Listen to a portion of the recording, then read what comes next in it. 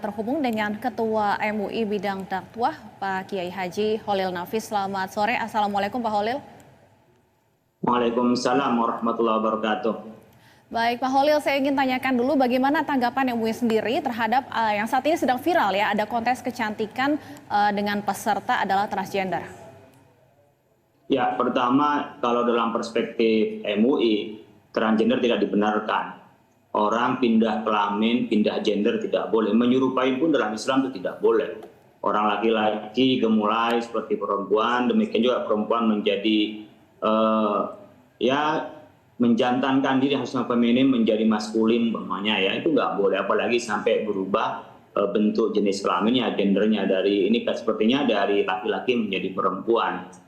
Ini secara hukumnya. Yang kedua, kita harus kembali kepada asas Pancasila tentang bagaimana yang sebenarnya kita menjadi jati diri manusia, yang laki-laki adalah laki-laki, yang perempuan adalah perempuan. Oleh karena itu kita harus menegakkan norma agama yang ada pada kita, ketuhanan yang Maha Esa dalam Pancasila, dan bagaimana kita juga menjaga jati diri untuk kita jaga bersama-sama. Saya sangat mengapresiasi kepada pihak aparat yang telah menyelidiki hal ini. Saya berharap ini betul-betul bisa ditemukan tempatnya dan juga orang-orangnya, penyelenggaranya, sehingga ini bisa diproses secara hukum. Untuk apa? Memberi aspek jera kepada masyarakat, jangan main-main dengan ini persoalan kepribadian bangsa kita, dan bagaimana menjaga entitas kita sebagai manusia, menjaga norma dan juga menjaga kepribadian kita. Siapa menurut Anda kemudian yang perlu dijerat dengan hukuman? Pesertakah atau penyelenggara, Pak Kiai? Ya tentu kita kembali kepada hukum ya. Kalau hukum ya tentu yang paling secara positif adalah penyelenggara. Tidak izin pun sudah terkena. Yang kedua, dia memainkan ada proses gender itu. Yang kedua, kalau berpihak berkenaan dengan pesertanya itu perlu diobati, saya pikir ya. Saya melihatnya bahwa kecenderungan dari laki-laki menjadi perempuan adalah bagian dari sempurnaan secara kejiwaan, mungkin sebagian dari aspek fisiknya. Ini yang harus kita tolong dikembalikan kepada asas dirinya. Kalau dia laki-laki, kembalikan kepada laki-laki. Kalau memang perempuan, kembalikan pada perempuan. Sehingga saya menganggapnya orang yang bersangkutan, orang yang perlu kita tolong untuk dikembalikan kepada asas dirinya, pada gender yang hakiki. Baik Pak Kiai, sebenarnya saya juga ingin menanyakan artinya apa yang kemudian harus dilakukan oleh mereka yang sudah melakukan operasi. Apakah seperti yang Anda sampaikan tadi harus kembali ke jati diri awalnya atau seperti apa? Ya, saya pikir kalau sudah terlanjur, ya kita bisa kembalikan kepada asasnya. Karena nggak mungkin itu laki-laki menjadi perempuan, nggak mungkin.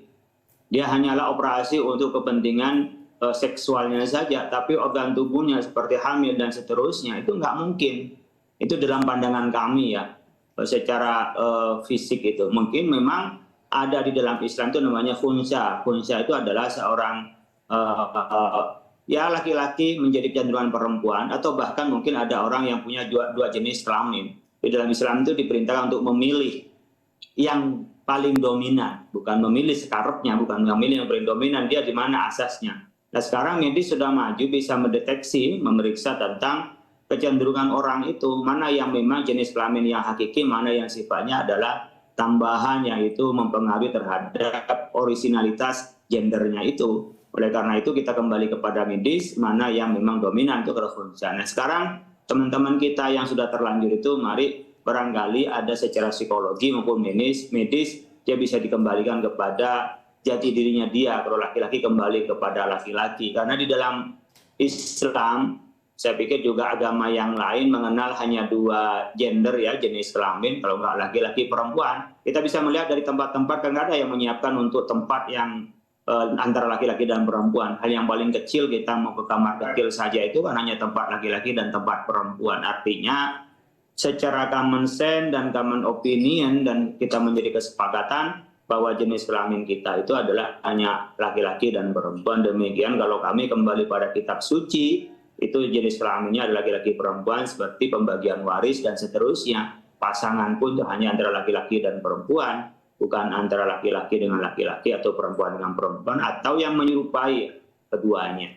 Baik.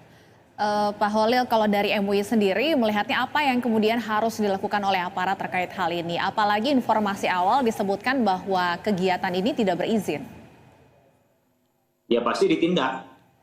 Secara izinnya saja sudah ditindak. Yang kedua melanggar asas identitas diri manusia. Saya pikir di Indonesia juga dilarang orang melakukan perubahan jenis kelamin, apalagi di kontestasi seperti itu, seakan-akan dipamerkannya harus yang diruskan kepada makna sebenarnya tentang kemanusiaan itu. Jadi ada dua hal, yang pertama penyelenggaraannya yang itu tidak berizin, yang kedua adalah esensi dari kontestasi ini yang tidak sesuai dengan norma agama dan juga sesuai dengan kepribadian di Pancasila kita.